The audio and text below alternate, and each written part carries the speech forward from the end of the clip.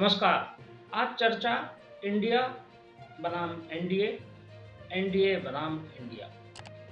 अब लड़ाई क्या दामों पर होगी? इंडिया का जब से गठन हुआ है, जब से नया गठबंधन यूपीए को समाप्त करके इंडिया बना है 18 जुलाई को, तब से इसका नाम विवादों में है। विपक्ष ने अपना नाम तो भारत का पर्याय बनने के लिए इंडिया रख लिया, लेकिन वे इसके पक्ष में ठीक से तर्क नहीं दे पा रहे। उधर दूसरी ओर सत्तारूढ़ भारतीय जनता पार्टी और राजग गठबंधन ने इस पर तमाम तरह के सवाल खड़े किए। बड़े तीखे हमले हो रहे। इंडिया नाम को लेकर बहुत सारी बातें आ रही हैं। कुछ लोग तो थाने तक चले गए हैं, कुछ लोग कोर्ट जाने की बात कर रहे हैं कि इंडिया नाम रखा ही नहीं जा सकता, भारत के अधिनियम का उल्लंघन है।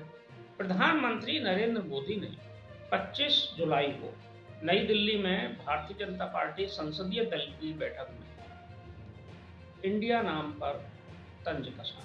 उन्होंने गठबंधन का नाम इंडिया रखने को लेकर विपक्षी दलों को कटघरे में खड़ा किया और यहाँ तक कह दिया कि इंडिया नाम इंडियन मुजाहिदीन संगठन के नाम में भी है, ईस्ट इंडिया कंपनी में भी है और पीपुल्स फ्रंट ऑफ इंडिया में भी इंडिया शब्द है। उन्होंने इन 3 संगठनों का नाम लेकर कहा कि इंडिया शब्द तो ऐसे संगठनों में भी है जो राष्ट्र विरोधी हैं, या ईस्ट इंडिया कंपनी जो भारत पर राज करके गई थी, जिसे एक लंबे आंदोलन के बाद भारत से विदा किया गया या उसको भगाया गया अंग्रेजों को, तो उसमें भी ईस्ट इंडिया कंपनी में भी इंडिया।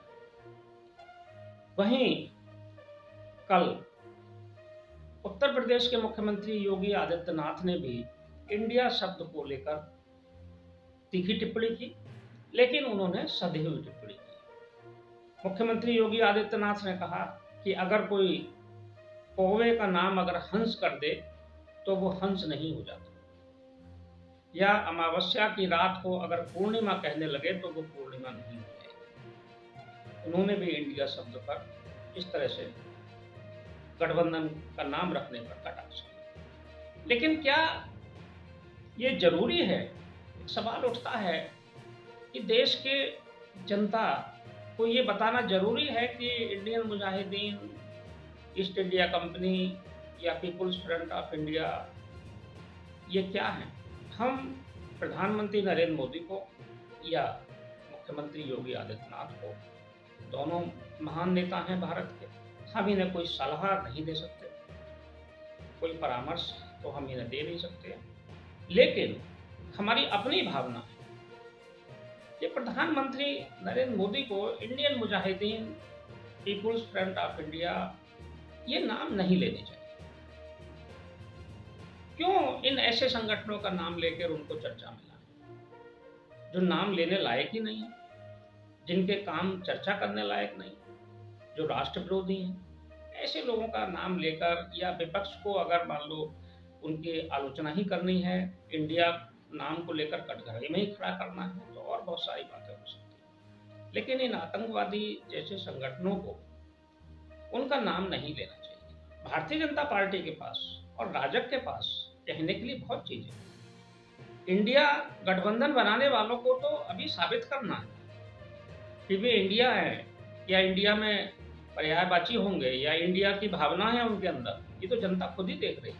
इनके जो सबके काम हैं, चाहे वो लालू प्रसाद यादव के हों, नीतीश कुमार हों, या खुद कांग्रेस हो, वो तो खुद कटघरे में है कि उसने यूपीए को क्यों खत्म किया है, यूपीए को क्यों विदाई दी है, क्योंकि यूपीए की छवि खराब थी, या और जो संगठन उनके साथ है। भारतीय जनता पार्टी के पास, नरेंद्र मोदी के पास 9 साल में किए गए कामों का एक पूरा पिटारा है। बहुत सारे काम किए हैं, बहुत अच्छे काम किए हैं। इनके पास सकारात्मक बातें कहने के लिए बहुत कुछ है, और एनडीए का एक गौरवशाली इतिहास भी है। एनडीए 25 साल पहले बना, 18 जुलाई 1998 को बना था, और 25 साल गौरवशाली ढंग से उसने पूरे किए हैं। ये अपने एनडीए की उपलब्धियां बता सकते हैं, चाहे वो अटल जी का समय हो, कार्यकाल हो, चाहे नरेंद्र मोदी का हो, जो योजनाएं इन्होंने बनाई और लागू की, उससे देश की अर्थव्यवस्था और आम आदमी का जीवन सुधरा है। भारत जहां 2014 में दुनिया की 10वीं अर्थव्यवस्था पर में था, इनके दूसरे कार्यकाल में वो 5वीं अर्थव्यवस्था पर आया और अब दुनिया की तीसरी अर्थव्यवस्था में शामिल होने के लिए तत्पर है। बहुत कुछ है सकारात्मक बताने। जब हम आलोचना पर उतरते हैं तो आलोचना भी एक इस तरह से होनी चाहिए कि जो उनके किए हुए काम हैं उनका जिक्र करें, उन्होंने जो गलतियां की हैं उनका जिक्र करें, उन पर जो आरोप हैं उनका जिक्र करें। लेकिन हमारी पुनः ये सलाह है कि कदापि ऐसे संगठनों से तुलना ना करें या उन संगठनों का नाम लेना ही शोभा नहीं देता। प्रधानमंत्री का जो पद है वो विश्व नेता का है।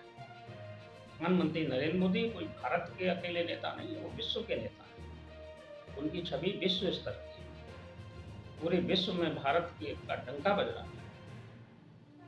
तो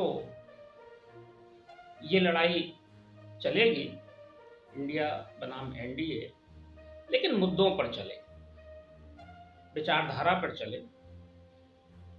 आलोचनाएं समालोचनाएं करने के लिए जनता में छोड़ दें, जनता अपने आप फैसला करेगी और निर्णायक मत देगी 2024 में। इसमें कोई दो राय नहीं है कि पलड़ा एनडीए का ही भारी है और रहेगा भी। लेकिन नाम के विवाद में हमें लगता है, ये हमारी अपनी निजी राय है, हम किसी को सलाह नहीं दे रहे हैं और ना ही हम ये कह रहे हैं कि कोई मान ही ले, हमारी राय से सहमत हो, कोई ये भी कोई ज़रूरी नहीं है। लेकिन एनडीए को बहुत ज़्यादा इंडिया के नाम के विवाद में नहीं पड़ना चाहिए, ये काम जनता पर छोड़ देना चाहिए। समय संवाद में आज बस इतना ही, कल फिर मिलेंगे किसी खास विषय के साथ। तब तक के लिए मैं सर्वेश सिंह आपसे विदा लेता हूँ।